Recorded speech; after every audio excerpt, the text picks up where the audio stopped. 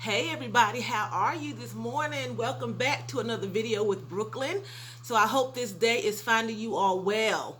So before I get started, I want to ask you all to please do not forget to rate, share my videos, and subscribe if you have not already. Okay, and give me a thumbs up, a thumbs down, leave me a comment in the comment section below, and let's get started. So I was on social media the other day, and it had an article on there where a grandson, I don't know how old he was, I want to say a teenager, he gave his grandmother mouth to mouth, and she was infected with the coronavirus. He knew it, and she went into cardiac arrest in the car. Okay, he gave her mouth to mouth.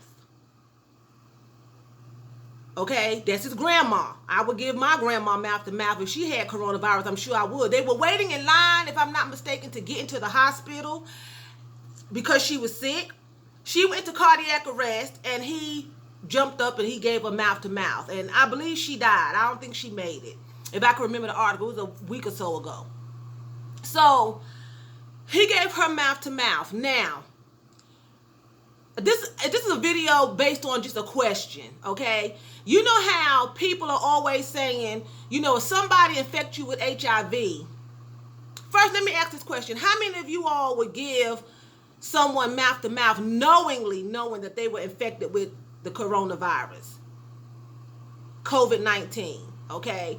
Or if they went into cardiac arrest and needed mouth to mouth, wasn't responsive, couldn't breathe, would you give them mouth to mouth if they had any kind of infectious disease, even a cold or the flu, you know, HIV, and you knew they had it? Because, you know, as citizens, we are, you know, if you know first aid and CPR, you are supposed to give it. You know, if they can't respond to you, unless they tell you, no, don't touch me, if they can't respond to you, you are supposed to help them. That's why you took the course. That's why you were trained to help your fellow man, okay? So what I want to know is this, because of course I'm sure you would give it to your relatives, you know, but I'm going to talk about strangers and aspect, friends, you know, I'm saying it wrong, but and friends and other aspects of life, people, you know, that you don't know, you know they have COVID, you know they have HIV. Would you give them mouth to mouth if they needed it? Resuscitation, bring them back. You know, because a lot of times we say if a person infects you by AIDS, HIV, they should go to jail, prison, because that's counted as murder, because they knew they had it and they gave it to you.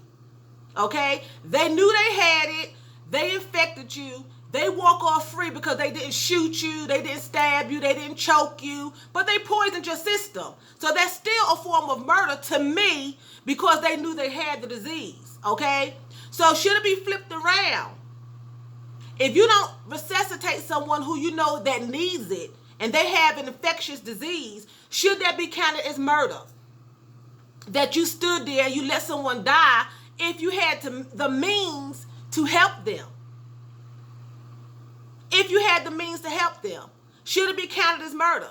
If someone has a disease and they pass it on to you and they know they have the disease, they are going to count that as murder. From what I'm understanding, it's been a law passed, right? If you give someone HIV, AIDS, full-blown AIDS knowingly, you're going to prison because you killed somebody knowingly. It was premeditated murder. So if you know someone has a disease, COVID, HIV, tuberculosis, hepatitis, the common cold, the flu, are you going to give them resuscitation help, or are you going to stand there or walk away? Would that be counted as murder? Because you may not get caught, okay, at that particular time, but remember, we have someone always watching us. God is always watching. So will you get judged for that? Should it be counted as murder? Is it murder on your end for not helping someone? Or should you jump in and help and trust God? Or should you jump in and help and just be like, whatever happens, happens, because this is my fellow man. I need to bring them back. Even though they're dying anyway. You know? Because at the end of the day, HIV, AIDS, some of these diseases, it ends in death. Not all COVID-19, not all, but I'm just saying, at that particular time, they're dying anyway from that disease, most likely. Most likely. Would it be counted as murder if you didn't jump in and help? But if it was switched around and that particular person on the floor that needed your help gave you that disease knowingly, but you didn't know they had it, would you want them to be held responsible for murder? So if they could be held responsible for passing it to you, should you be held responsible for not helping them in their time of need? And they didn't pass it to you. You see what I'm saying? Because what's good for one is good for the other. If I pass it to you, I go to prison. But if I have the disease and you don't help me, but you can help me, and it comes to light that Sam and Jane and John and Joe could help me and they decided not to, should they be held responsible? Because somebody found out you let me die. Or I lived. Is that attempted murder? Is that attempted murder? I mean, think about that. Think about it. He jumped in and saved his grandma. That's his grandma. But would he have saved a stranger?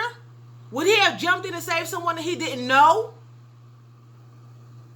And would that be a murderous act? Would that be blatantly letting somebody die, just killing them off, letting them die? Because in turn, if he had been given that disease by somebody that he didn't know and they never told him, they could be held responsible by law. Right?